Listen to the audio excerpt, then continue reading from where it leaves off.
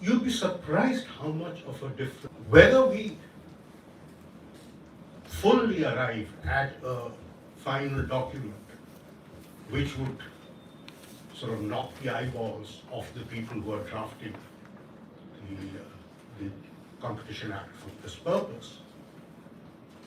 But I think what it will do, and I'm almost certain it will, is that it will give us and all of us a much better appreciation of how one reconciles differences, not in objectives, but differences in perceptions and our ideologies. This is really the heart of the democratic process. And unfortunately, we do not inculcate this at the school and college level where it should be. And I think the effort that the ISPP has made, and particularly the scholars here, is something that will stand out, and hopefully this will become not just an annual event for ISPP, but a template for others to follow. I welcome all of you again, and I wish this particular Sansad the best.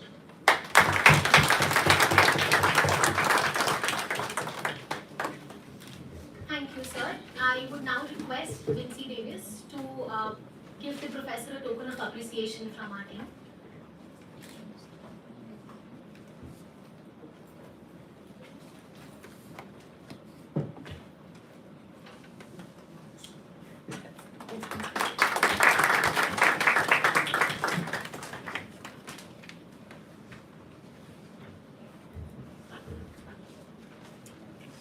It was in September last year that we approached Mr. Salesh Pathak with this idea.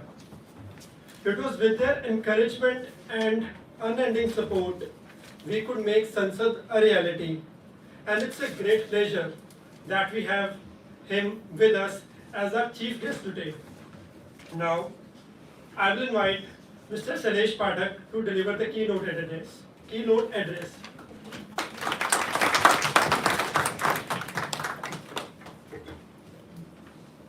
I'll speak from here if it's all right. Yeah? So, DJ, you'll make the mic work.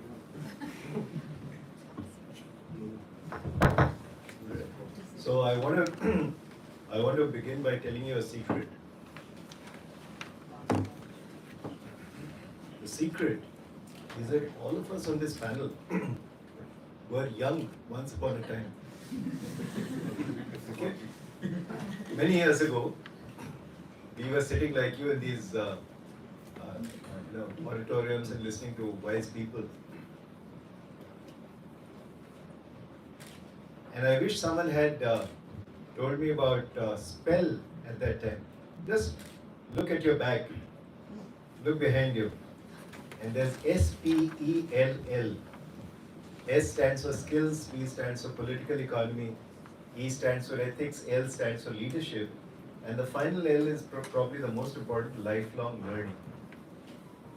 I think I'm happy to be back in the Indian School of Public Policy, where the theme is spell. I'm also happy to be back to give a round of applause to Gunjita Agarwal.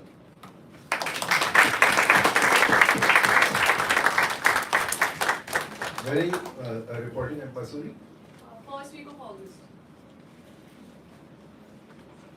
So many Indian youth are wasting their youth on writing the civil service exams. It's not fun. You take 5 attempts, you take 6 attempts, and you can't make it, and then you don't know what to do for the rest of your life. So if there's one message that you please communicate from my side to everyone, it is that please do your public policy program before you write the civil service exams, not after. And if, like Gunjita, you can make it, well done. I'm so proud of her. If you cannot make it, at least you have plan B. Yeah? And I think a good public policy question for especially youngsters to debate is, what is the cutoff age for writing the civil service exams? and I'm sure you'll share more informally. But coming to the topic at hand, you know, you have all these old people telling you, oh, when I was your age, I used to go by cycle. अरे बाबा तेरे पास cycle थी तो क्या मैं करूँ? I'll go by Uber roller. But the point is, the next 10 years are going to see more change than the last 30, 40 years. Yeah? Let's talk about the next 10 years.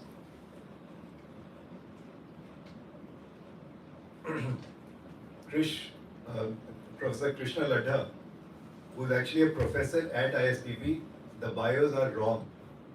The bios don't mention that he's a professor at ISPP, and he's been teaching from the first year, and he's by far the most popular professor. He went to IIM Calcutta many years before I went to IIM Calcutta.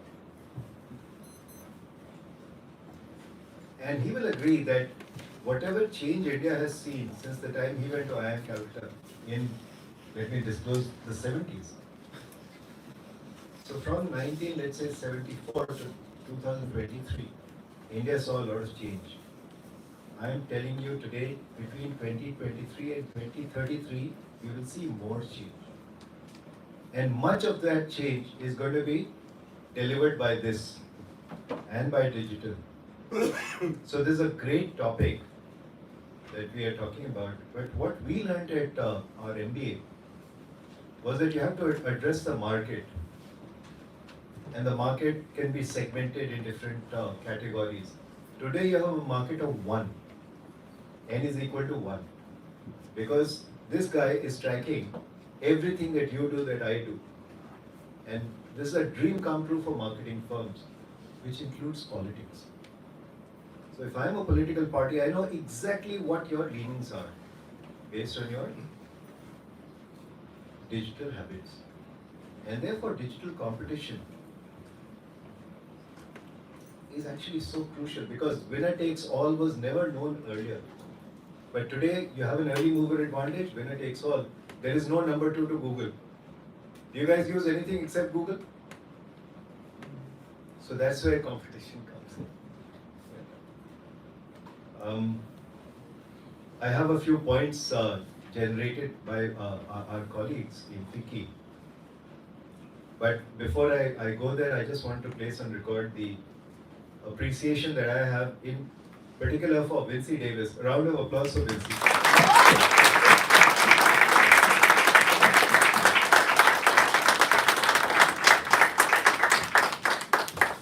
So Vincy and I were discussing this concept, and then she got these talented youngsters going, and finally we have an end product. So ideation to execution, great example.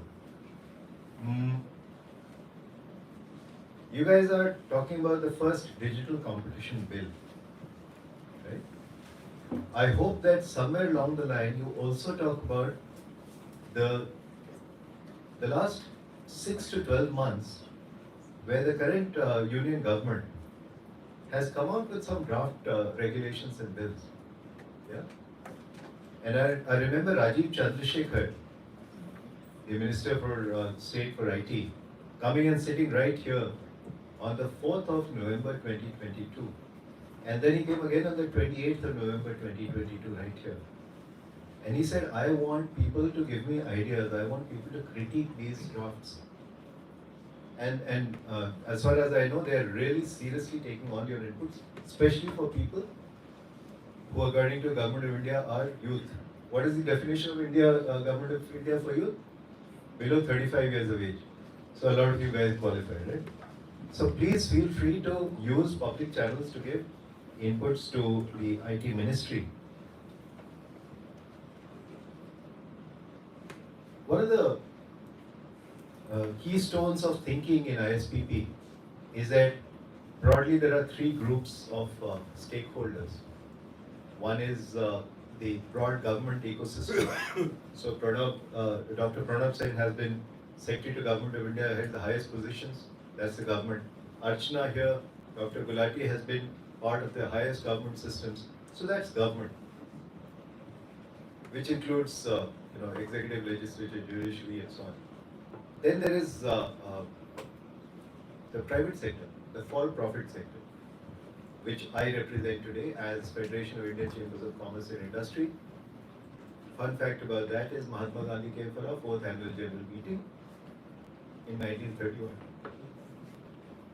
So we'll be celebrating 100 years in 2027. So this is the for-profit sector. And the underlying theme of the for-profit sector is that if I don't double my business in 5 years, if I don't double my turnover, if I don't double my profits in 5 years, then why am I in business? Might as well put the money in the bank. Think about it. That is the motivation of the private sector. And let me remind you that it is the private sector that pays the salaries of the government sector. When COVID lockdowns were imposed, they were lifted first because governments were running out of money to pay their salaries. So the first thing that was removed from the lockdown was liquor shops, because excise generates a lot of money and that money can pay salaries. So let's never forget that the government salaries are paid by the private sector's taxes, direct and indirect. And the third category is the non-profit think tank, the NGO sector, the civil society sector. So ISPP talks about Samaj, Bazaar and Sarkar as 3 interlinked things in public policy. So we're talking about, let's say, a digital competition bill. And ideally, in theory, we should have an open internet, and the internet should have choice and competition, fair market access, which prevents concentration of market power, which is Competition Commission of India sitting here.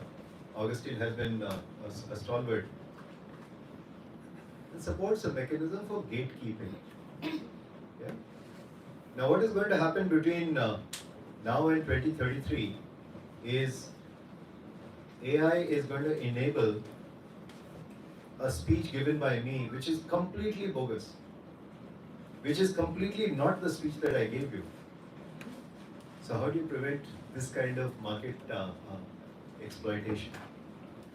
They will come up, depending on the political leader that you love or hate, they will come up with the Prime Minister of India or the Chief Minister of Tamil Nadu saying something which appears to be real but is completely false. And a lot of perceptions are going to be created because of that. A lot of violence is going to result because of that. Think of it, this is the next 10 years. So I hope when you talk about your digital competition bill, you talk about how to distinguish the truth from fake deep fakes. So at the same time, there are threats and there are advantages. So how do you capture the advantages while mitigating the risks? According to my team, the digital economy has the dynamism to outpace any possible recommendations or amendments and make them obsolete within a very short span of time. So you guys know that 5 years ago you used to be very fond of something that's completely obsolete now. I remember something called pagers. You guys are too young to know about pagers. Yeah. So, putting a public policy hat, we have seen how digital economy has benefited all of us, and will continue. But in the long run, and you work for a big tech company, remember, if I am a big tech company, what is my dharma? Double my profits and turnover in the next 5 years. How do I do that? By killing the competition, right? So no private company loves a level playing field. If they're telling you that they want a level playing field, they're basically saying, I want a field where I play and nobody else plays. Yes or no? I'm not going to. So how do you ensure the public good by ensuring that there is no abuse of market dominance by big tech companies? And this is a new one, because when we were your age, no one company used to capture the entire market. This has happened because of big tech. This has happened because n is equal to 1. The market can be segmented to the individual. So at the same time, you have to stimulate innovation. Because if you just, Jairam Ramesh once told me that the country is divided between the people who believe in NIMBY and the people who believe in banana. Have you heard of the full form? NIMBY is not in my backyard. You want to make a flyover? Not in my backyard. So one late, very honorable singer of India prevented a flyover on Better Road saying NIMBY, not in my backyard. But then the extreme form is banana. Build absolutely nothing, absolutely nowhere at all. Which is a sure way to keep India poor. Yeah? A lot of people say that India should have many tigers. India had 40,000 tigers in 1900. It had no electricity. What do you want? I would much rather have electricity and 2,000 tigers, right? So, how do you stimulate innovation? And how do you ensure that competition thrives? So this is actually from a Competition Commission of India report. Across the globe, regulators are talking about how to regulate big tech companies. And there is the European Union's Digital Markets Act, which is not tested fully. And we are not the European Union. They have a per capita income of 60,000 euro. We have a per capita income of 2,000 euro. Right? And a lot of us fall into this trap that if something has worked in London or New York or US or UK, it should work in India. Nahi hota hai. We are a different country. So what is in our interest? So let's just say that in the absence of this act, and before the flames flicker out, let me complete my speech.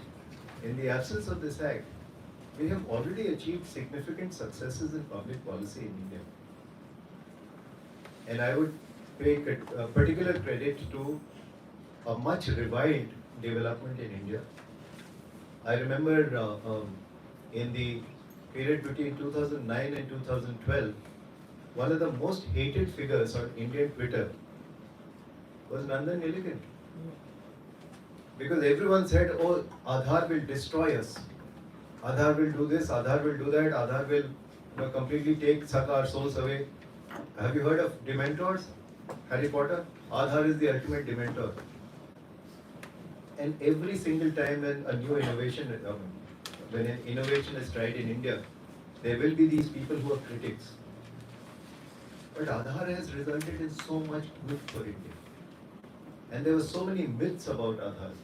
So had this Digital Competition Act been there, that's a good question. If your Digital Competition Act had been there, would Aadhaar have been as successful as it is? And Aadhaar, let me tell you, has truly transformed the lives of people who do not speak English. All of you speak English. You don't know how it is if you do not know English. Aadhaar has truly transformed the lives of people who don't know English in India. So anyway, so the big debate was, do we need a separate Digital Competition Act? Vis-a-vis, we have already so many acts on the table. Can we include digital competition in that? I think that's a question that has been answered. But how will this new Digital Competition Act work with the existing Competition Act is the question that I would like to pose to you. You guys hopefully have been working on it for 3 weeks, so you know what are the questions to ask. And one of the key lessons that I hope the current batch of ISPP has learned is that if you don't ask the right questions, you don't get the right answers. Right. So what's success looking like? Success is when the winning teams can sit in front of Rajiv Chandrasekhar and a group of 10 top policy professionals in India and say, this is what we deliberated upon, this is what our conclusions are, please challenge us. That is success. And if you guys are good enough, maybe Fiki will do something around this. Yeah. So, because Fiki also has those companies as our members, and it is our dharma to help our members attain business success while complying with the law. So the only background that I know is that Jayant Sinha chairs a parliamentary standing committee on finance. And when they were reviewing the amendments to the Competition Act, they actually noted that big tech companies do have anti-competitive practices. And these practices are coming under the radar of competition regulators across the globe, including Competition Commission of India. And in December 2022, not so far ago, this Standing Committee on Finance presented a report called the Anti-Competitive Practices by Big Tech Companies. And they identified 10 anti-competitive practices in digital markets. I hope all you guys have done this homework. And they talked about a need for regulations to address these issues through this Digital Competition Act. And this report was based after interacting with companies like Alphabet, Meta, Amazon, Paytm, MakeMyTrip, Zomato, Ola, Swiggy, Flipkart. And there is nobody in this room who has not used at least one of these companies in the last 24 hours. Yeah? So now the Ministry of Corporate Affairs constituted a committee on digital competition law. And this is, the questions that they're looking at are, what is the regulatory mechanism for digital markets? Separate legislation? Which provisions of the existing act are sufficient for digital economy? Should we set up a specialized digital market unit within the CCI? And I remember that this committee was supposed to present its report in early June 2023. So good luck with that. Finally, I'll just say that I personally believe that younger people are smarter. And I do hope that at the end of this Sansad 2023, Vinci, you send me some highlights that will enable us to learn about what the youth of India thinks about the future of India. And to conclude, I'm very happy to be back. My mobile connected to the Wi-Fi immediately. So thank you for inviting me. Thank you.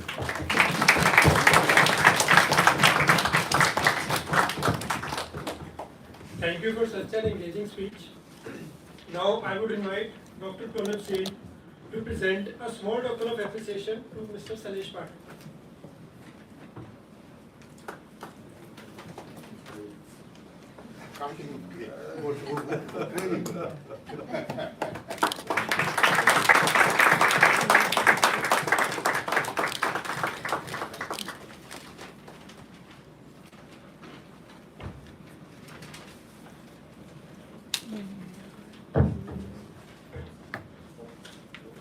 Today, we have the privilege of being in the presence of esteemed officers from the Competition Commission of India, distinguished lawyers, and renowned academia experts.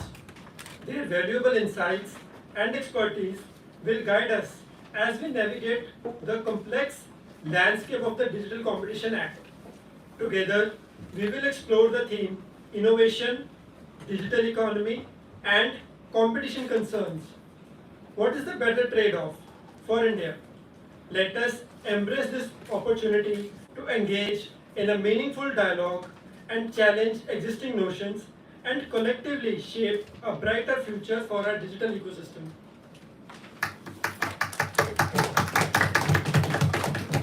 Our team has thoughtfully curated the sessions that will enable us to deep dive into the chapters of the Digital Competition Act. Each team present here has worked tirelessly to analyze, research, and draft a comprehensive provision with their diverse perspectives. Their commitment to this cause is truly commendable, and we eagerly anticipate their participation.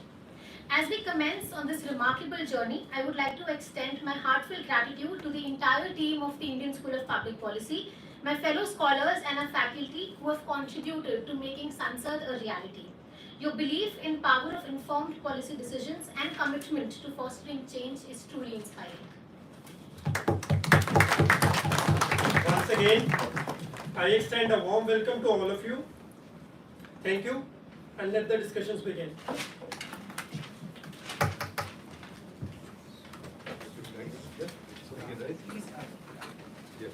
So, the winners of this competition, I'll organize a special trip to the new Parliament building. Thank you. And hopefully for the people who set it up. Yes. Yes.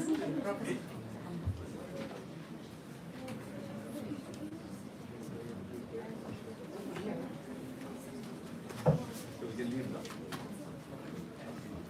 Come out. Thanks.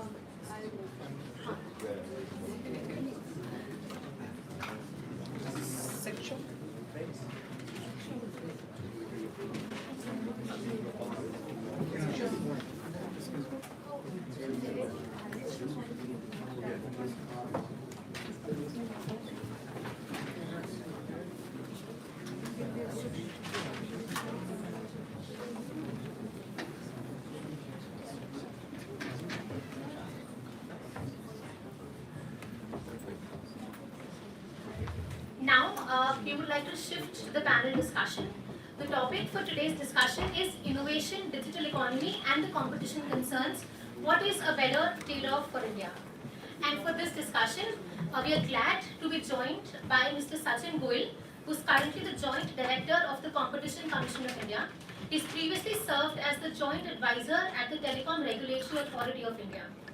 We are also joined by Mr. Augustine Peter, former member of the Competition Commission of India from 2014 to 2019.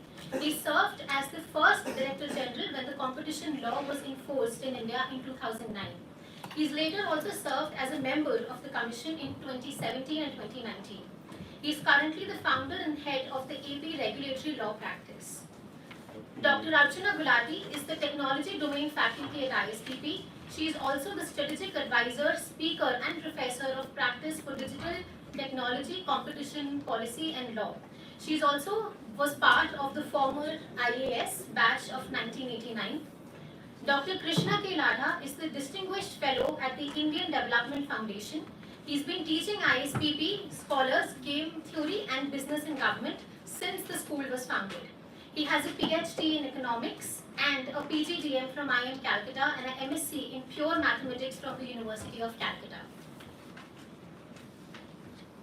Madhulika Bose is the competition lawyer and currently a counsel at P&A Law Offices, and she handles M&A as well as behavioral matters. Previously, she has worked with clients in the e-commerce, pharmaceutical, automotive, broadcasting, distribution and alcohol industries. This session will be moderated by Shiksha Dhaya, who is currently a scholar at the Indian School of Public Policy and has an experience in legal academia for about 7 years. Over to you. Thank you.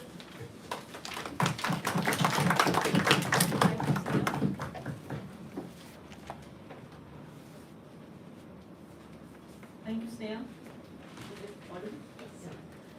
Thank you so much for the introduction. Very good morning to all of you, and I warmly welcome all the panelists that we have. It's a panel with very rich experience, with young mind on one side, with an ages of experience on the other side, with the current authority sitting here on stage, with the current mind who works brilliantly in the digital space.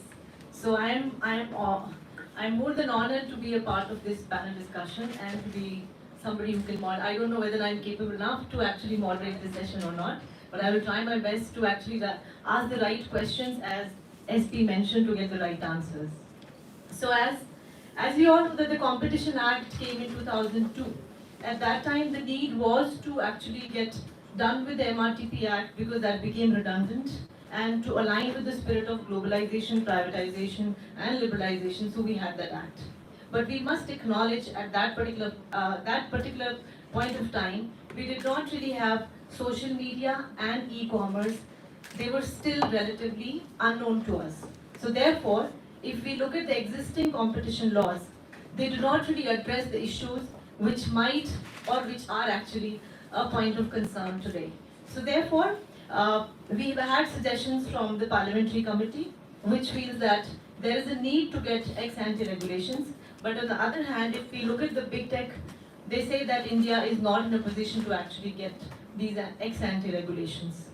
So there's so much debate which is going on around whether we should get ex-ante regulations or we should amend the existing Competition Act in such a way that addresses the issues. But one thing that I would like to share here is that why this is a debate? Because investigations into competition-related issues can take a long time. And by the time the decision actually reaches, it's not relevant anymore. So this is a dilemma where, let's relate it with the mission. So the mission accomplished, but all the warriors who were a part of the mission are exploited. So therefore, we need to understand from this perspective that how do we really get some regulations which can regulate the behavior of the big techs, but at the same time do not ignore the aspirations of the fastest growing economy, that is Indian digital economy in the world. So before I begin, I would like to again give a soft reminder to all the panelists that the audience that are sitting here are the participants from the different educational institutions and the policy space, and also the public policy professionals who are going to be listening. So we have to make it more educational, more informative, and of course we can go beyond that as well. So before we take a deep dive into the topic, I would request all the panelists to please give your opening remarks on a very important topic that we're discussing today, that innovation, digital economy, and the competition concern, and what exactly is the right trade-off for India. May I please request Mr. Augustine Peter to please start the. Thank you very much. I'm really happy to be in the midst of youngsters like you. And given that Dr. Darius asked me to confine myself to 2 minutes, so I'll be just getting into the act. I am not to be taking extreme stands. So here also, basically the 2002 Competition Act, that was at that point of time treated as modern and acknowledged internationally. The main characteristic is that it is factor based. Assessment of competition, it is based on a number of factors. What are these factors? These factors are basically the essence of the jurisprudence evolved throughout mature jurisdictions till that time. Okay. Even though 2002 it was largely upgraded in over a period of time and recently also. I feel that the digital economy can fit in to the existing act. That is my crisp statement. Now the issue is that whether digital economy, it has got different characteristics separate from the traditional, that is a fact. Now the second aspect which I would like to highlight in this limited time is that ex ante regulation, it is the proposal. The ex ante regulation has got number of difficulties, weaknesses, because it is cast in stone. Because number of ex ante regulators, they just have the ex ante regulation and the turf, within that turf they confine themselves and it is very difficult to change. And we have the example. What was MRTP Act? It was an ex ante regulator, per se regulation, that so much. So I feel this is, if you are envisaging an ex ante regulation and regulator, that will be recreating the MRTP Act. So that way, what is required according to me is that a guidelines, not even regulation, guideline. Guidelines are not that way, not binding, but giving clear guidance to the firms that this is what is not fit and proper, so you have to be careful and then expose the regulation as what is happening. So this is the way to go. And I think I should stop here. 2 minutes. May I request Dr. Archana Gulani to please give your opening remarks. Thank you, Shakti. Can you hear me? Am I audible? No. I know that the mics often don't work. They work After 2 seconds. We just need to put this. Thank you. All right. First of all, let me just say that it's a real pleasure to be amongst a whole lot of bright people, some of whom I've taught this very subject.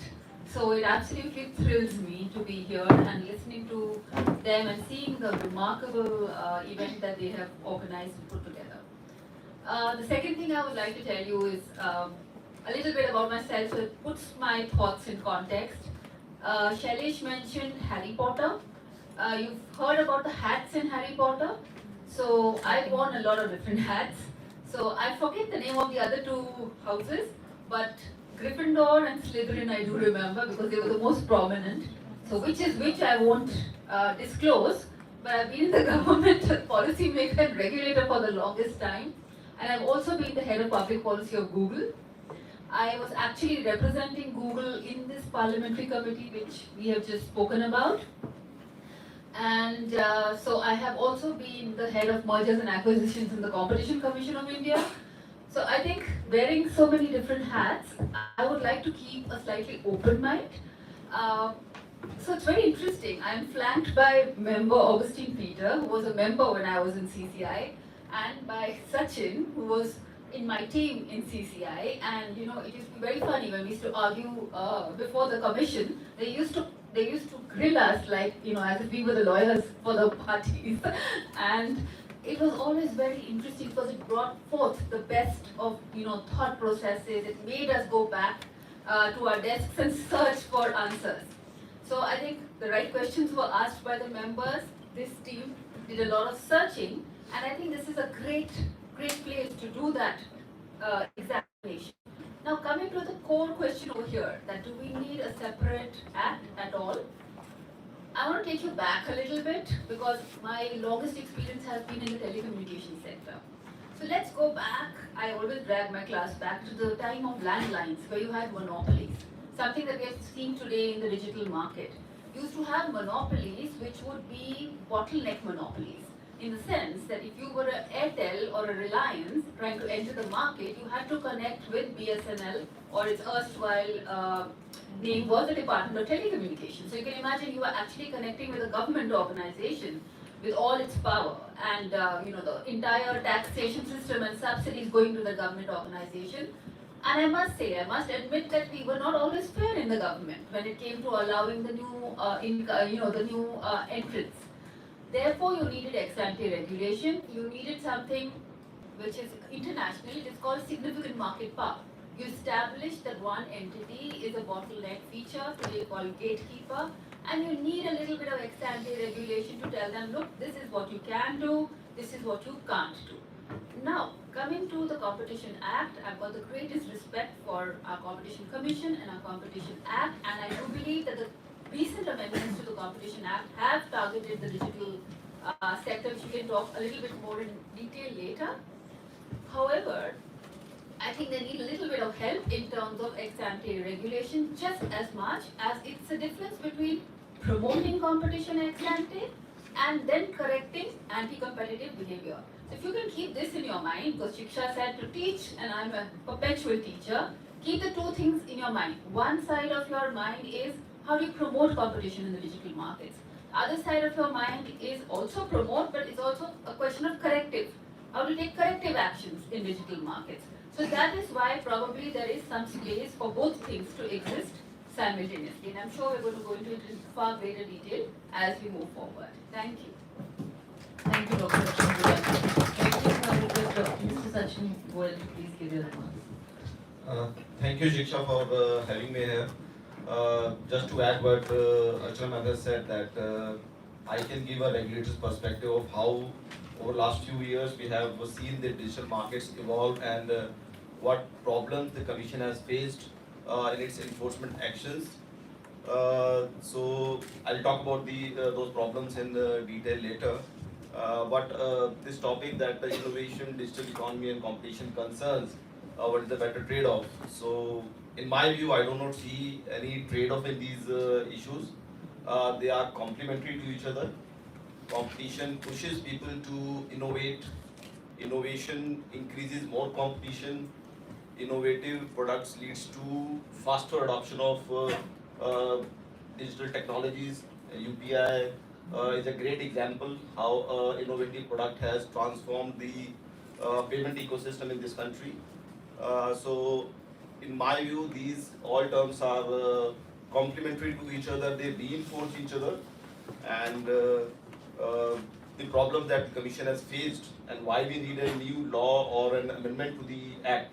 The committee will come out with its report soon, I hope. And but I'll put up the perspective of the Commission, that the Commission has stated its position that we need a new ex-ante law to regulate the markets, digital markets. Thank you, Mr. Sachin. May I now please request Advocate Modulika here, who will be talking as a lawyer and will be talking from the perspective of maybe consumers and those warriors who are. So just to, with due disclosure, I do have some big tech clients, so I'm coming from that perspective. But I think this whole debate about whether big tech needs new set of regulations, new set of competition tools, this started way back, I think when I was still in college. And that time, legends from our field like Professor Richard Wish, he said that just like Mr. Peters here said, new competition tools might not be required. You can analyze these sectors within the present competition framework, so to say. Uh, but I think increasingly, especially after events like what happened with Cambridge Analytica, etc., there is also a political will with governments to regulate big tech. And one is from the content perspective, and the other one, especially under the Competition Act, is from the business perspective, right?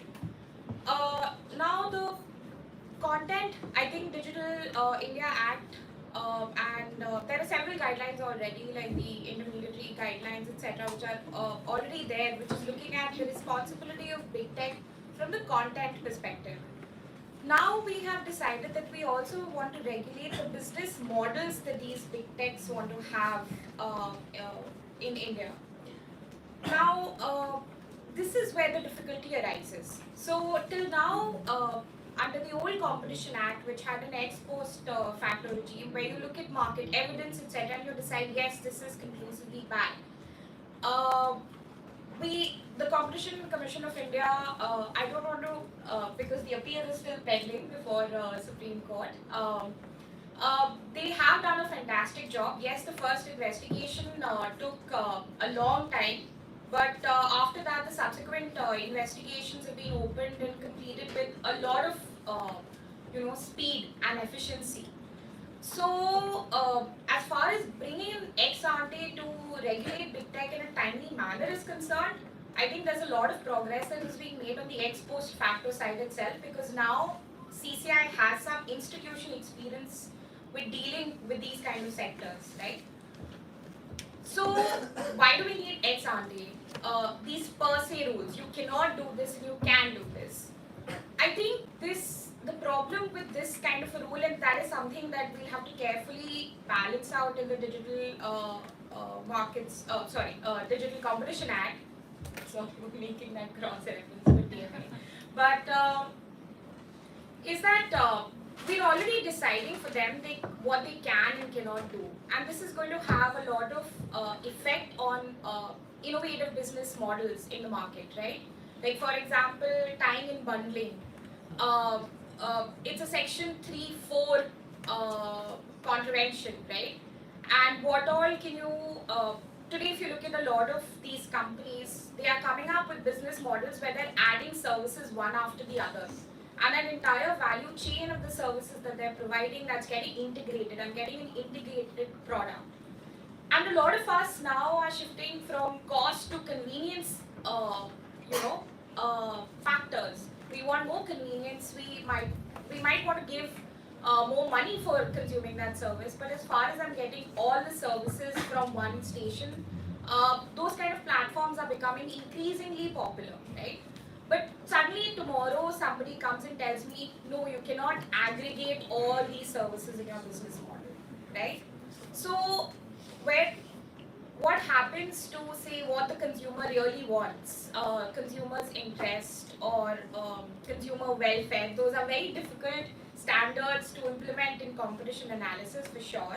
But these are factors that we have to take into consideration, right? So innovation is obviously there. There are larger implications for the economy as well. For example, today, if we have a slightly freer regulatory environment, where, see, when ex ante comes into force, right, I believe there will be certain exemptions which do provide with a prescription that this is what you shall do or this is what you shall not do. But I think the law will allow some flexibility to challenge those rules as well. But that itself, that challenging process, will also face the same problems that the ex post facto regime had, which is, it's again going to take time to engage with the regulator and avail of those flexibilities. So,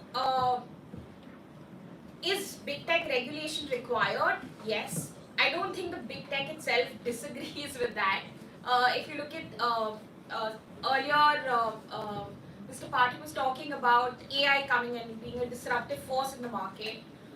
you'll see, all the heads of big tech companies coming and coming out in the public domain and talking about the difficulties that they have with AI. So I think somewhere down the line, big tech has realized that it has to be somewhat of a collaborative approach. But how much should the government encroach on the business side is a fight that is still being played out there. Regulation is required. I think everyone is on the same page. Whether it should be ex ante and how much of ex ante should be there, like how much of the field should it cover, is a question and is a fine balance that we'll have to look at while drafting this regulation. Thank you, Madhurika, for giving the perspective from the big tech, on behalf of the big tech, as well as showing your concern towards consumers and users, and also showing respect towards the government. We'll move forward now. I request Dr. K.K. Lada, who is one of the most concerned citizens of the country that I have come across in my life so far, who really feels that the India should progress, but is also concerned about the users and the consumers, that they should not be cheated. Sir, over to you. Thank you. So let me start with I want to go a little more than Competition Commission of India. And so if we think about our country as a democracy, how does it work? If we read the Constitution defines the process of working. It doesn't tell you what the country should do. There is a preamble, there is some objectives laid out, but those are not laws. But the process, if we follow, the assumption is, if we follow the process, then history has told us good things will happen. There's a high correlation between democratic process and economic development and well-being of the people. So the starting point is the process, and to set some objective for defining the process, but once we follow the process, good things should happen, right? Not always, but most of the time. So that's point number one to keep in mind. Second point is democracy is a rule of law. We learned that from our childhood, I think, in India. What if the laws are bad? So what if the laws are designed, let's say, as in a dictatorship? Are we to follow that? It's a long debate going about 3,000 years. Shall we follow laws that are badly designed, or that are designed for benefit of certain people, but not the general public? Right? So we assume here that good laws will be framed, and then we will follow them, and that will lead to good outcomes, right? So now add to that the layer of technology. So what would be a good law? So I'm looking at, I was instructed, keep in mind we have students in our audience. So the good laws, they have to do two things, but that's not going to be enough, but I'm going to mention those two things. One is level playing field. Laws that will ensure level playing field. So level playing field for business. Anybody who wants to come and compete, enter the business, have a startup, they should. They should be able. They should not be deterred. They should not be kept out of the market by, let's say, the incumbents. So that's number one, level playing field concerning business. The second is protection of the users. The users are attacked in many different ways that you know far better than I do. So protection of the users. So those are good laws targeting those two groups. What exactly those laws should be, that the experts will tell us. I just want to say the purpose of the law has to be the level playing field, and the purpose of the law should include protection of users. How you do it, okay, that is one can examine in greater detail later. one of the things we do when you implement the law though, because whenever you make a law, you think about its implementation. So let me take an example, which has been discussed a moment ago, ex ante regulation, which was interpreted as per se violation. And then there are some opinions for it, some are against it. As far as I know about antitrust law, there are two kinds of laws that coexist, and they have coexisted for decades and decades. They include per se violation and they include rule of reason violations. So the per se violation is, to give an example, price fixing. Price fixing is a per se violation. And the reason we have to do that, the per se violation for such situations, you can imagine any decision of Competition Commission, important decision, will be challenged in a court of law. So then you have to keep collecting evidence and more evidence and more evidence in order to be able to prove that there is something wrong has happened. You don't have that kind of manpower, you don't have that kind of resources.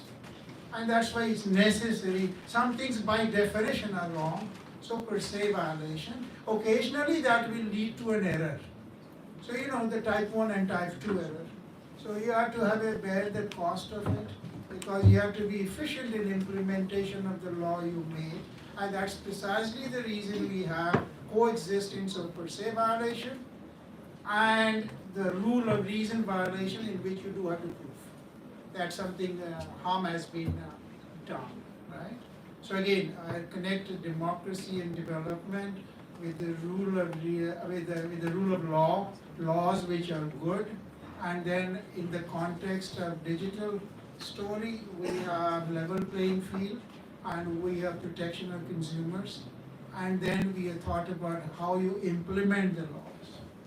And I want to make one last point. It is not going to be enough.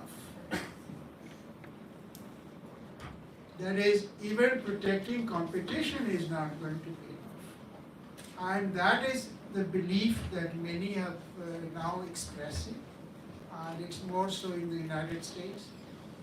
It is the idea that AI is different. Artificial intelligence is much bigger than any technological development that happened in the world, and how it is going to affect the well-being of the people or concentration of wealth is something that people are projecting. It is not going to lead to an ultimately good outcome if AI is left unchecked. That's a hypothesis. But why we have to pay attention to the hypothesis is, if the hypothesis is indeed correct, that some of us believe it is, then we may end up in a disastrous situation where the income inequality might get more and more worse. In India it is very bad, in other countries it's true.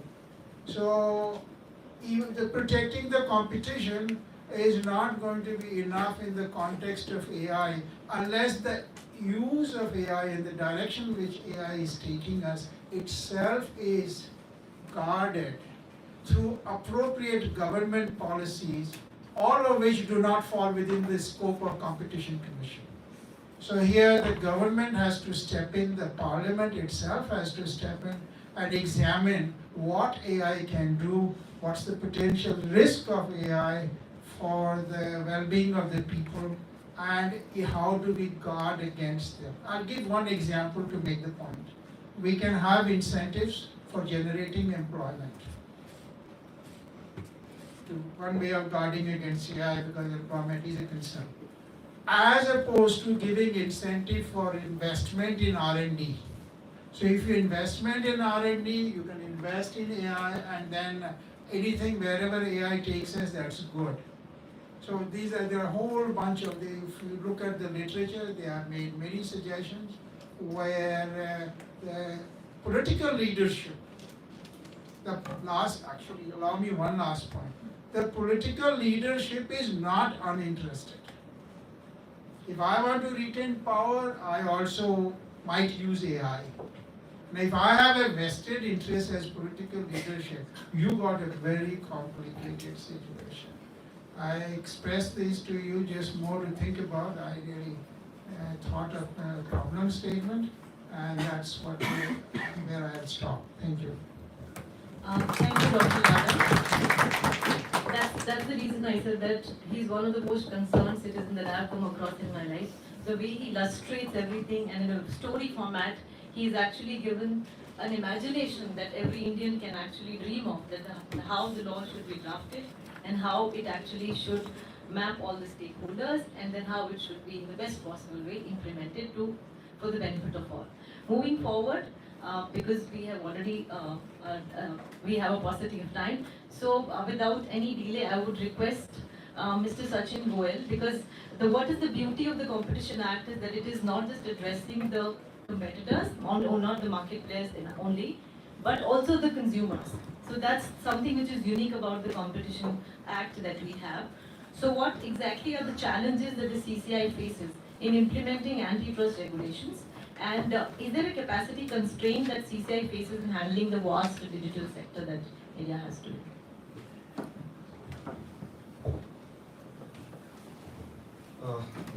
The challenges that the Commission has faced, I believe that just take a step back, that the challenges are related to digital markets. Digital markets operate on a very different footing as compared to the traditional markets. These markets are characterized by various unique features like data-driven economies of scale and scope, entry barriers, network effects. So, in these markets, the players or the incumbent players are able to expand very quickly into the same line of business or in the adjacent line of business, and they are able to corner the entire market. So winner takes all, as Shailesh was putting it. And in a very short span of time, we have seen that one or two players corner the entire market, and it becomes very difficult for the new players to compete with these incumbents. So, as far as the challenges are concerned, that the problem is that these markets are very innovative, and we need to make space for innovation. So the challenge before the Commission is that the interventions should be very nuanced and fine-tuned, and a balance should be maintained where the need of a dynamic business environment is maintained, and any anti-competitive distortions which are happening in the market, they are corrected in a very quick time. But the traditional enforcement tools have proven to be ineffective because of the timelines that they consume in taking a finality. If I give an example of the first digital space case, the Google case, Google search bias case, matrimony case, the investigation in that particular case started in 2012. Commission came out with its decision in 2018, and that matter is still pending in the appellate process. So the ex post mechanism is time consuming because of the standards, the evidence that the Commission needs to take, the multiple processes or stages which are involved. First there is a prima facie stage, then there is an investigation stage, then there is an inquiry stage, and then there are appellate processes. So this particular case has taken around 11 years and it is yet to reach finality. The second Google case, it was started in 2018, and because of the intervention by the Supreme Court, when Supreme Court requested the NCLAT to wind up its case, wind up its appellate process within 31st March, the NCLAT gave its decision pretty soon. The Commission came out with its order in 2022 when the investigation was started in 2018, but the appellate process is yet to finish.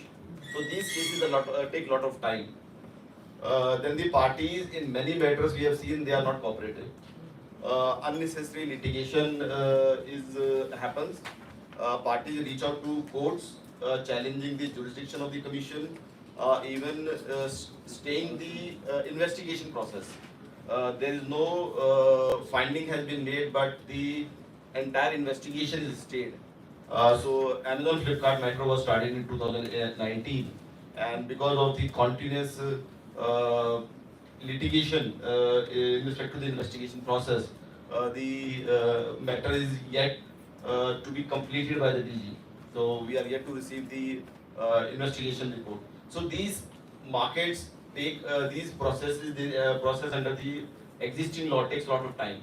But these markets, digital markets, tip very quickly, and by the time you reach conclusion, the markets have already tipped, the distortion has happened, and it becomes very difficult to take corrective action or to restore the competition. Because to restore competition in tipped markets, you have to take drastic steps, which again the incumbents would not like. So another issue is what kind of theory of harm or the approaches you will take. For example, in merger, if I talk about merger analysis, uh, the incumbents or the big technology players, they are expanding like anything. They are acquiring new businesses, sometimes in the to seek complementary data sets. Data is one thing where which have different value to different players. So how to treat data in a merger assessment? So the theory of harm in merger assessment cannot be completely speculative. So it has to be rooted in some kind of assessment, economic assessment. So again, how to treat data in a merger assessment, it becomes another challenge. Uh, then another the challenges that we have faced that the commission the ex post analysis is limited to a few set of players. So a conduct may not be violative, or it may found to be violative only by dominant players, but that conduct is being undertaken by other players also. For example, in many markets we have duopolies. So that particular conduct may not be violative of Section 4, they have used provisions, but they are having equally anti-competitive effects. So, Sachin, sorry to interrupt you between. Because since you mentioned that the case is still pending, Flipkart and Amazon case, and so once we, and you also sort of I've understood that the existing Competition Act is not sufficient enough to actually tackle these digital markets issues. So therefore, we need to get into the right interventions. So will there not be any overlapping once we have the decision which is pending, and also we are actually coming up with the ex-ante regulations? see, the harmonization is the need of the hour. When the commission will take a decision, the principles, even the ex ante rules and regulations that will come, even because we are yet to see any law in India or a draft. If you talk about the DMA or the which has a draft in place and which has been not a draft to the law right now. So the obligations in the DMA are based on various decisions of the European Commission. So there is no discord in the obligations that are set out in the DMA and various decisions of the European Commission. So I believe that the committee, which is has the responsibility of drafting the law, that they will take guidance from the decisions of the Commission, where the Commission has found certain practices to be anti-competitive, and those obligations which will be prescribed in the law will be in tune with the decisions of the Commission. Thank you. We'll move forward to the next question. I would request Mr. Augustine Peter to please answer this one. So when we are discussing the fairness and the non-discrimination in the digital economy, so transparency is the key to all these problems. So to achieve this, it is crucial to prevent practices like self-preferencing and ensure search neutrality. So is it possible to create a transparent digital market platform? No, non-discrimination is fundamental to competition. So discriminating in favor of one or its own subsidiaries or related firms, that I think it cannot be, it will cut at the root of fairness. Competition is basically fair treatment. So I think that cannot be. But at the same time, what is the consequence? There can be a consequence because preferential advertisement may on the Google. If that is done, yes, the consumers are likely to be misled. That they will think that the order which has been given, that will be the that may be the most important, most prominent. But at the same time, in case you are putting too much of restrictions on that, because first of all, there cannot be a exact, you cannot order. It is extremely difficult to have an order. It is extremely difficult, first of all. Second, if there is so much of a pressure on the firms, digital firms, in that regard, they may altogether stop that because they are already made known, because Google is known to everybody. So major firms are known, so they don't require an advertisement. Those who are emerging, they will not be available on the site of, for example, Google. That if they altogether discontinue that. So that is but preferencing in itself, I think it is not something which can be encouraged. Once it is there, they cannot. I don't know what exactly you are, like you said, self-evident fact, because I don't think. But I think because I was given only very limited time, one or two issues I would like to highlight, which I could not, because I found everybody was been giving more details. See, what we all find is that technology leads and regulation lags. That's the principle. So by per se or ex ante, you are trying to lead over technology. You are going to kill technology innovation. Because innovation is something which has to flourish. If you put a roadblock everywhere, then the innovators will try to go this way, that way, but you put roadblock everywhere, then where is the innovation? Again, there is something called innovation ecosystem. You will find that most of these innovators, new innovators, they are basically coming out of the existing major digital companies. Is it that out of the blue? Newton, basically the apple fell, so he could create a theory because he already have an understanding of physics or whatever scientific knowledge. The apple has been falling from Adam and Eve onwards, but they could not get the idea. So what I want to say is that the digital system, if you put roadblocks, it can ultimately only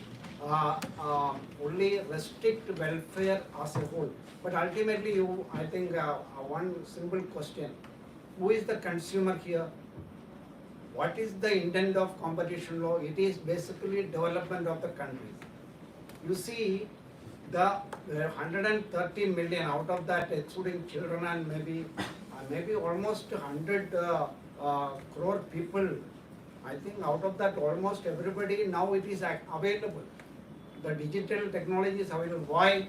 Because it is open source, maybe because it is. So if you put restrictions, then the response of these companies will be by making it more and more restrictive and turning to pricing. How many of you can pay? If it is priced, then you will just shy away. Now it is free. WhatsApp is free. Everybody is throughout 24 hours. Out of that, 8 hours you are on that. Why? Because it is free. The moment it is priced, I myself thought of I will not use it. So the thing is that no, you put roadblock with certainty. Ex ante means certainty. You put a dam in such a way that no water will flow. Yes, you can be free. You can be consoled that my word is having the last, my say is having the last word. But then nothing happens. You are slowing down innovation. What do you want? Development of the country, development of large number of the people benefit?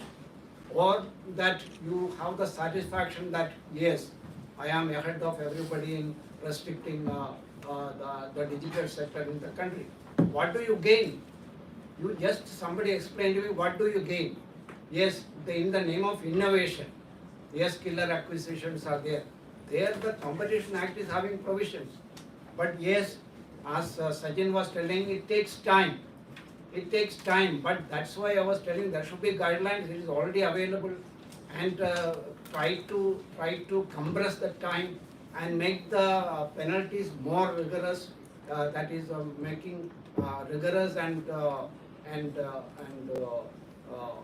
it's in such a way that it pinches. Okay, I have something more to say, I think I will come back.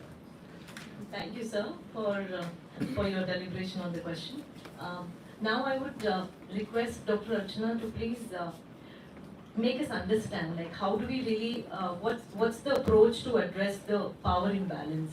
Because there are worries about how network effects enable large aggregators to exercise disproportionate power by raising barriers to entry.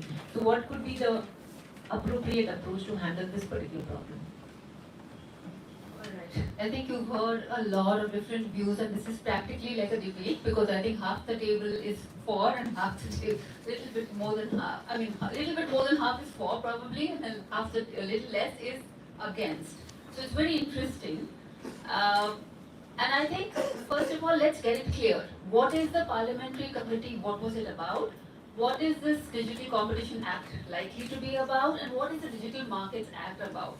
I wonder if everybody in this room is really clear about that. So the first thing I think I would like to lay down is that this act, the Digital Markets Act, or even what we're going to have in India, is asymmetric. That means it will not apply to all firms, it will only apply to certain firms. And which firms will those be? Those which have already demonstrated that they have been pursuing anti-competitive behavior, not for 1 year, not for 2 years, but I think we are going on to decades. Alright, and it has taken regulators a long time to catch up because of something called information asymmetries. Companies are profit driven, and that is something that we must accept, that is their job. But that drive for profit sometimes takes people too far, particularly in digital markets where you have certain features. I don't think we have enough time to get into that, that would be a class in itself. But the point is that whatever acts are now coming in place, whether it is the US bills, whether it is the Digital Markets Act, or what India is thinking, are all responses and considered responses to harms that have already played out over decades, which have harmed consumers, which have harmed citizens, as Professor Lata very correctly said, they've harmed democratic processes. Let's not forget Cambridge Analytica or the harms that have come from misinformation, disinformation, or even things like the loan apps in India which caused so many suicides. These are companies which have unfettered power, and there are no restrictions, and the Competition Commission can do very little about these things. Talking about innovation, one must remember that what we want is good innovation. Innovation that is good for consumers, innovation that is good for the economy or the democracy. We don't want innovation for the name of innovation. As very correctly said, we don't want AI everywhere. We need AI where it's going to be good for us, right? And how do you encourage innovation? If a company is acquired even before it can really play out its great new innovation, you will never know what that competition to the current what you think is innovation was. For example, Facebook acquired WhatsApp, right? Now we don't know what WhatsApp would have been. It just became a subsidiary of Facebook. All the data which was told to the European Commission will not be shared between WhatsApp and Facebook was actually shared. And today you have a case of the CCI against the same issue of the kind of restrictive privacy conditions that WhatsApp and Facebook are trying to apply on us as citizens and as consumers. So I think it's an idea whose time has come. It is something that is being done by the governments across the world to protect citizens, not just consumers. It is an act of protecting democracy, protecting citizens. And one thing we must remember is that there is a certain rhetoric, apologies to some people sitting on this table, which Big Tech does employ, which is very sort of justified because they have to fight their case, and that's the job of lawyers, another hat that I have worn, and the job of Big Tech, to say that no, we are the ones who innovate, we are the ones who give you the free services, and the minute you bring regulations, everything is going to die. That doesn't happen. What changes things is innovation. We had landlines, and we had mobile telephony, then you have WhatsApp. Everything is free. You had Skype. Suddenly you could speak across the world free of cost, where earlier you had to pay an arm and leg to speak across the world. What we need is the conditions that protect innovation, and that is exactly what these laws are trying to do. There are only two things. One is to improve fairness and transparency. That is one thing which is protective of all end users, whether it's consumers or app developers or the users of business users of big technology companies. And the other thing, which is I think maybe not even people don't even know, is that they are saying that for digital companies, or certain digital companies, you will have to mandatorily notify us of mergers. It's not saying that I am going to punish you. It's not saying that I'm going to forbid that merger. I just need to know about that merger. Everything that is being thought of is only to protect innovation, to encourage greater innovation in the market, and to create conditions in the market that are conducive to good innovation. So that's my take and answer to you. Thank you, Dr. Archana. So I would quickly want Advocate Bodhilika to please address one issue. Like there is a debate which is going around that it's a market-based approach to address the competition concern, that is ONDC. So is this a good intervention model which will be able to take care of like what are the issues that are revolving around? I think it's too early to comment. We have to see now again what is the major difference between ONDC. ONDC is a reaction to again the integrated value chain that I was talking about, where your supplier, your logistics, your refunds, everything is coming. There is one interface that I'm interacting with as a consumer, right? Now there are various problems that stakeholders have brought out in this process. For example, for food delivery apps, the restaurant partners have said, we're not getting the data of the consumer, we would like to build a relationship with them. Now, how many of us have not got special coupon cards along with our deliveries? Those channels are there, right? But they've come up with these, and I think the CCI is currently investigating those concerns. ONDC is disaggregating that entire value chain, right? It's saying, you will, as a consumer, I come on the platform, I select my seller, who can again be a big seller who's aggregating a lot of sellers. The logistics will be provided by someone else. I'm not talking as a big tech lawyer, I'm purely talking from a consumer perspective. The logistics is handled by someone else. The last mile delivery might be by someone else. If tomorrow my product that I've got, that I've paid for, there's some fault with this, where is the liability chain? Who do I approach for a refund, right? So these are questions that the ONDC model will probably answer, will be able to answer at some point. Those are problems. So I think it's too early to comment, but I think the ONDC model shows us the efficiency of the models which some of these companies already have, especially from a consumer perspective. So, and I think this government has been extremely proactive with coming up with its own solution to, big tech in the market, ONDC being one example. And I think this increases competition in the market. More players, it's better for the consumer also. So I think it's welcome innovation from the government. It also incentivizes private players to, further look at their own models and increase the efficiency of the models. Just one point that I would like to add is, something that's been going around and something that that as lawyers or as people in policy teams of big tech face, is that there is this assumption that big is bad. Coming from competition perspective, the Competition Act does not prohibit monopolies. It does not prohibit dominance. It says when you act in abuse of that dominance or that monopoly, that is when I need to intervene. The government itself has monopolies. The Indian Railways is a monopoly in its own area, right? But it's regulated. I mean, some of us, in terms of consumers service, okay, where would you rate a big tech versus an Indian Railways, right? So monopolies by themselves are not bad. Yes, they need to be regulated, and time and again, I would like to reiterate that big tech is not saying that regulation is not important. There is a lot of regulation already in the country in terms of how big tech can get funds, how e-commerce models can operate. There is a lot of regulation. there will be some Madhulika, back if and I forth. could interrupt here. Yeah. Since you're talking about the monopoly, so when we talk about the digital sector, so there is something called economies of scale because of the first mover advantage that these big giant companies have. So they actually ultimately become natural monopoly. So is it this a threat to like smaller entities? That's what I said. Just because there is network effects and somebody becomes a monopoly, it's not bad in itself. When we say economies of scale, we're also talking about ideas of efficiency, etc. So that's not bad. Yes, it needs to be regulated. Today, policy think tanks and lawyers are continuously advising these big techs on if there is a decision that CCI comes out with, irrespective of whether it's being finalized at the appellate stage or not, there is an impact or those decisions of the CCI are being considered at a policy level, at an operational level even today. Those are already serving as guidance for big techs in their day-to-day operations. Okay, CCI said XYZ is bad.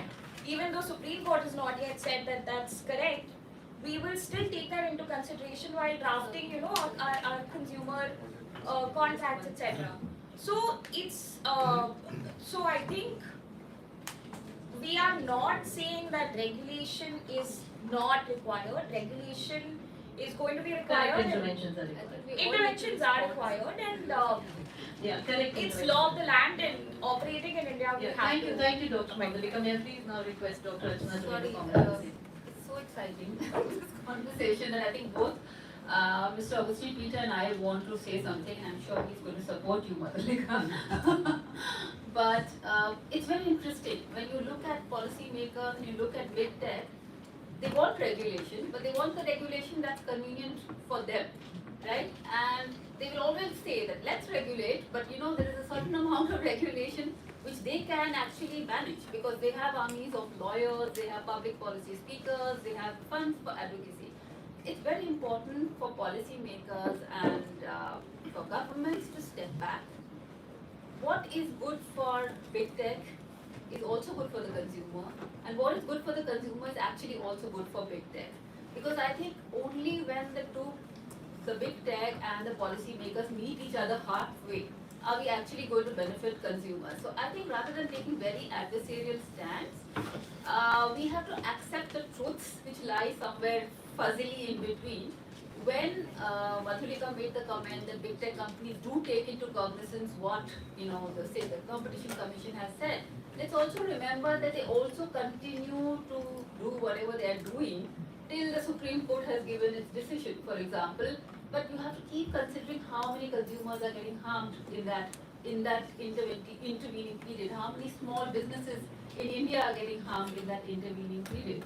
So I think there is nothing adversarial. Here the idea is to find that common ground where everybody can sort of prosper and do well. But let's not only consider this argument that my regulation, my idea of regulation, or my innovation is the best innovation. We have to allow many flowers to bloom. I completely agree with Dr. Archana here. Sir, what do you have to say on this? Only one small point. See, I don't know whether anybody of you have heard of the rule of three. You have seen that in the early 2000s,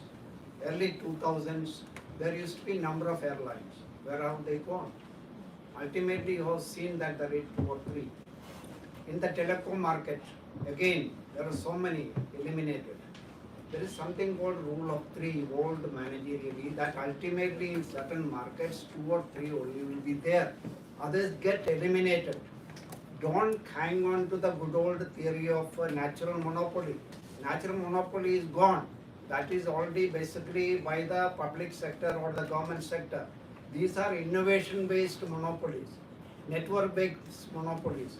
You cannot imagine MRTP type of thinking and just install here and say that yes, they are only Google is so good or the X and Y is so good, big, so they have to be curtailed. Only I just stop here, others what to think because I don't want to vitiate your minds so much that Since we have already passed the time, but I don't want to lose out on an opportunity. The mic is always a little. on again going back to Lada sir. Sir, but you have a very limited time to answer this question. And the question is that we would like to focus on the national economic security concerns. And when we are heavily dependent on these big giant companies who are contributing towards the digital economy in India, what if they start threatening like they are threatening in Europe? So are we really ready to safeguard that particular threat with respect to the protection of our national economic security? Thank you. I think this happened few days ago, maybe a week or 10 days ago. And I think ChatGPT told the European Union that if your regulations are so strenuous, we may not remain in European Union. And to me, I mean, it was shocking that here is a company threatening European Union that we are going to withdraw. They have backed down on that one a little. But it raises a question, what is happening in India and what if WhatsApp stops? And my vegetable wala and my account is on WhatsApp. So that will be a mess for me, no? So it could be a mess for a lot of businesses if any of these companies say, and they are so big, that's the problem. Their turnover may be greater than, I have not checked it, but you can, all are, I'm told, very intelligent students here. So how does that compare with our GDP? So the terms of trade are such that today Google, Apple, and a whole bunch of these companies, Facebook, are as big as they are without having the Chinese market. They don't operate in China. So now, what will happen in India? So when you look at China, they have a whole bunch of companies, you know, Alibaba, Weibo, and Tencent. Where are ours? So the one thought I thought is, there's one thing is competition commission to promote competition, which I think is a great idea. But there is the other side to it, that for economic security, which is what the question is about, maybe there is a need for the government to bring Indian companies together, to work together, to provide that substitute. And this has been done before. In Japan after the Second World War, the various ministries like MITI, they spearheaded, worked with the industry for the Japanese economic miracle. And they have attained, this is the point of self-sufficiency. So one thing I have is, look, I come from that age, no? When we didn't have enough food, and we worried about food security in India, for the people of India. Every country does want food security. Is data similar? And if it is, okay, how do we deal with the threat if a company poses, if the regulations are so tough, we are going to withdraw. And the regulator has to keep that in mind. So if the regulator has an advantage that we also got substitutes like China does, then our bargaining position improves in dealing with these companies. And that's what I would say. Thank you. Thank you, sir. I would request Vinci to please allow us a few more minutes. I know we are passing time. You're the timekeeper. Because I've been asked to actually wind up by 11:15, but since Dr. Archana Gulati just mentioned, this is not really a 1 hour discussion, it should be a workshop, complete workshop, because we have such a diverse panelist, everybody has different opinions. Yes, well represented. So can we have questions? I do have other important questions as well, but they should also get a chance. So therefore, if we have any questions, so please you raise your hand and we'll come to you for the questions.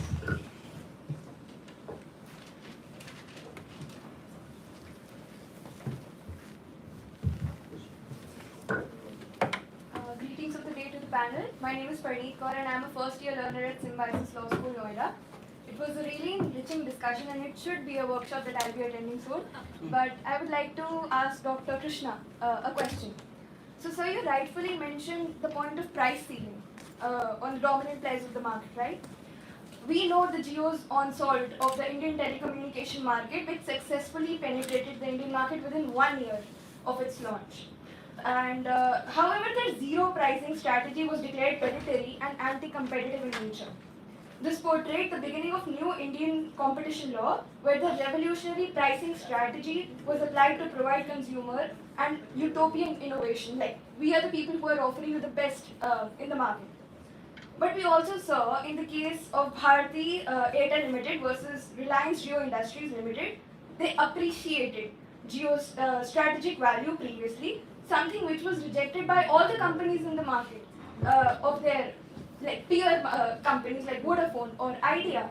The judgment actually declared that the legitimacy of pricing strategy and appreciated the diversity of the company that was provided to the consumers. So my question to you is, how do we tackle the power imbalance and conflicting opinion of the Indian judicial system in itself on the price seeking, even though we want all the businesses to flourish?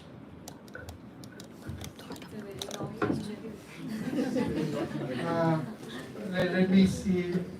You are asking me how do we tackle this problem because of conflicting judicial opinion, where the judiciary is the most powerful, among the most powerful institutions in the world actually, our Supreme Court. So what can I say how to tackle them?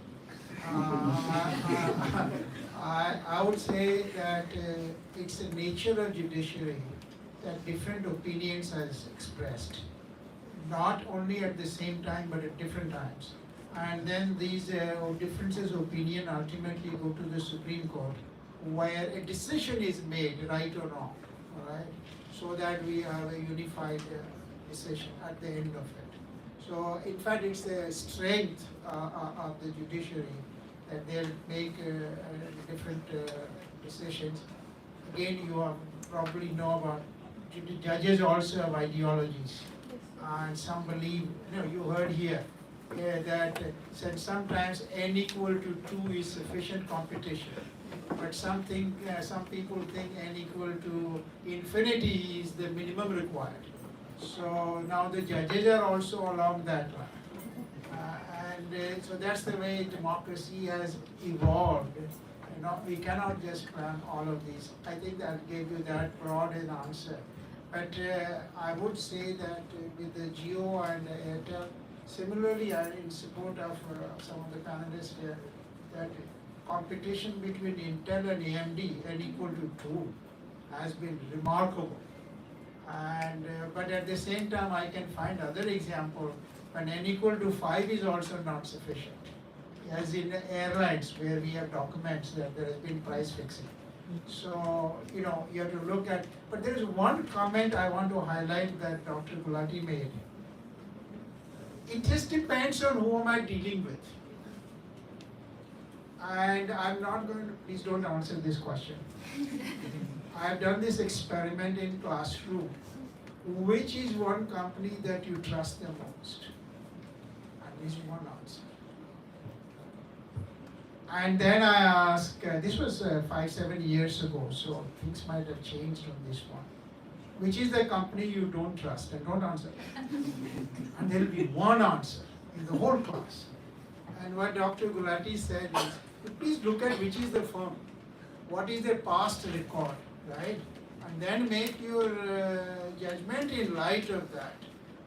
All that discussion about ex ante and ex post. It all depends on whom I'm dealing with, right? If I'm dealing with a very honest company, so to speak, I think ex post might be just as well as good, right? Okay, I'll stop. Thank you. Paneet, there is something that sir wants to. No, to the best of my knowledge, I think that predatory pricing, it was not found to be anti-competitive. That was not treated as predatory competitive. It was not dominant. Jio was not dominant. Jio was not dominant. See, actually, you should understand one thing. I think again it may be a different perspective. See, there was an incumbent 3-4 firms. To take on them, they were living together. They were living in. To take on them, it required a Jio, a Reliance. Nobody else. Tata tried. They were just pushed out. Tata is nowhere in the telecom area. So certain areas not require firms with the power, market power to get in and raise the citadel. No, it is required. So that is an issue I just wanted to say. I think certain perspectives, no, because I've been in this area last almost 30 years, in the starting with MRT. So certain perspective I am giving, not to prejudice you, but to keep in mind. That's all. Yes. You can have a chat with sir over the coffee later. You know, it's okay. Any other questions? Anyone else?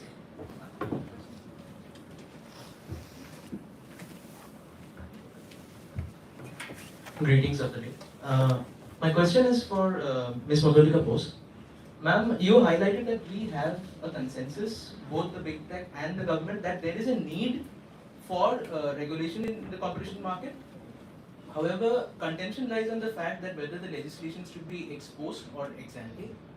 Ma'am, I think this is where we can bring in something like a sandbox regulation, where a controlled environment can be created to boost entrepreneurial creativity, in my opinion. It can also test policies which could possibly impact consumers in a very large way. So, do you think that it is possible to regulate such a setup? And if so, then how? And what should be the state's role in this as well? Thank you. I think the private industry would be very happy to see regulations which first operate in a sandbox, so that the criticisms and the positives of the policy can come out with some sort of evidence, right? But whether CCI has the resources and the manpower to have that kind of a sandbox regulatory framework initially, in the initial period, is something that I think Sachin should actually comment on. Whether it's actually possible, I think from the private sector it's a very welcome step. Like for example, the fact that a lot of jurisdictions today are taking inspiration from the DMA, there is an argument that it's not tested yet, ex ante regime, what kind of an effect it has on the industry. Let's see Europe test it out, and then let's see the goods and bads of it, and then implement it in our jurisdiction. So we would love some kind of evidence to come out as to whether this works or not, whether innovation is protected or not, but whether it can be practically done or not is something that the regulator can perhaps comment on. See, I think regulatory sandboxes are a good way of testing new regulations, whether they are having the desired effect on the market outcomes. And after testing, the necessary changes can be made in the regulatory architecture so that there are no undesirable outcomes in the market. But having said that, the present discussion on the need for a digital competition law is being driven by the government, and CCI do not have much role in that particular fashion, and this particular drive should come from the government, whether they want to go this route, and probably the committee that the NC has constituted, they will also consider this particular aspect, whether we need to first test these regulations in a regulatory sandbox, and then they make the recommendations accordingly.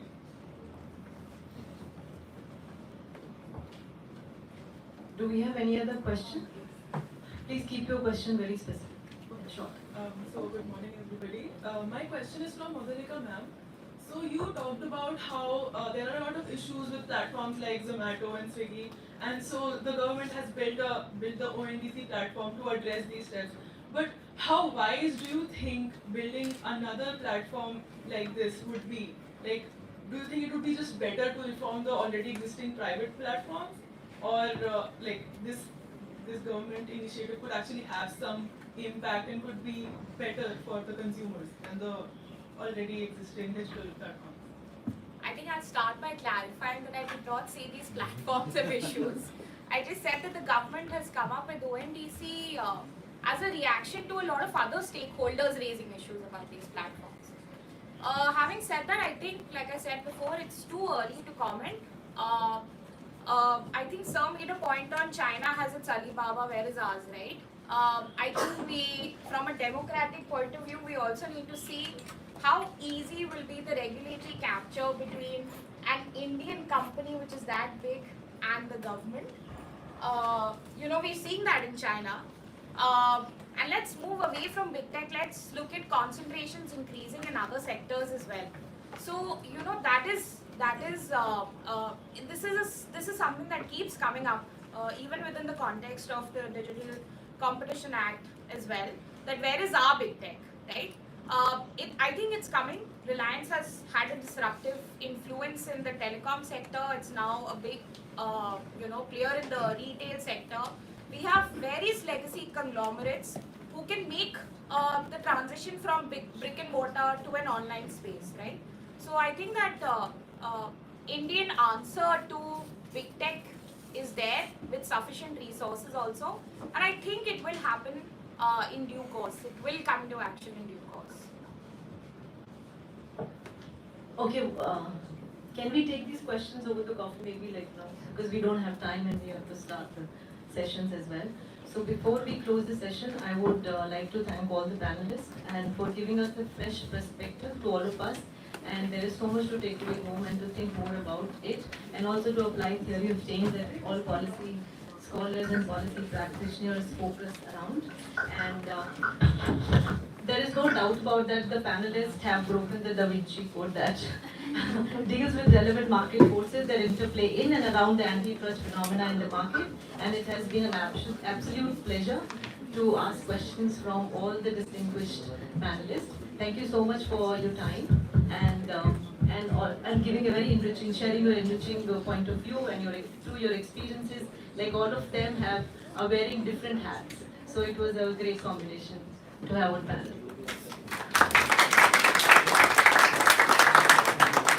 May I please now request our Assistant Professor, Wincy Davis, to please present a token of appreciation to Mr. Sachin Goel, Joint Director, Competition Commission of India.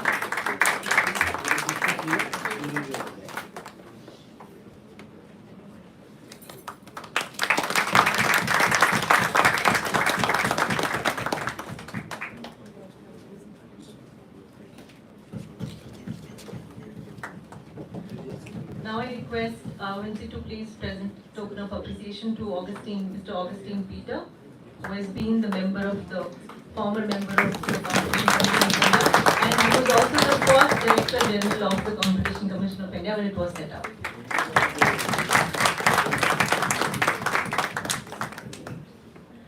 I request Wincy again to please present a token of appreciation to Dr. Archana Gulati, our beloved faculty at Indian School of Public Policy, and one of the brilliant minds that we have in dedicated space to deliberate from different perspectives.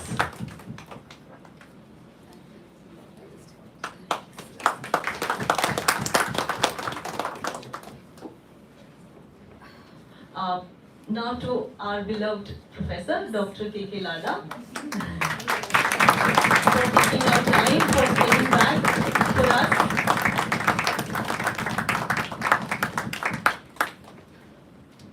I'm getting it, I'm internal fellow, but I'm getting it so I don't feel deprived. Dr. Krishna Lada has made us understand the interplay between business and government, and also an expert in game theory who have given us many perspectives to assess things. Now to Advocate Madhumita Bose, the youngest one on the panel, and who got the maximum questions.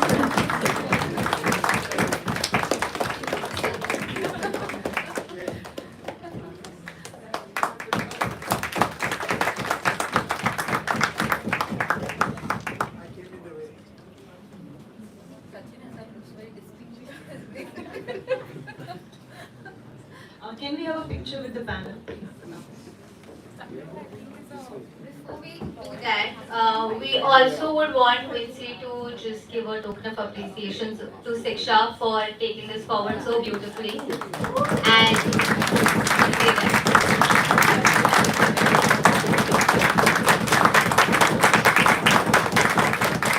Wincy has always complained about me not keeping the time in classes as well. In all the now can you please request the panel to come forward for a picture?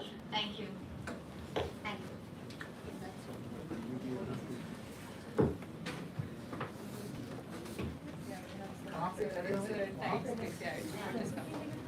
We can hear this the photo.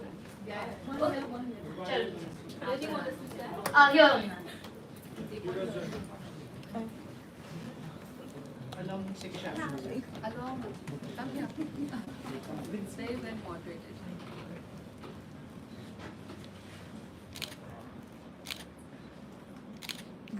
Thank you.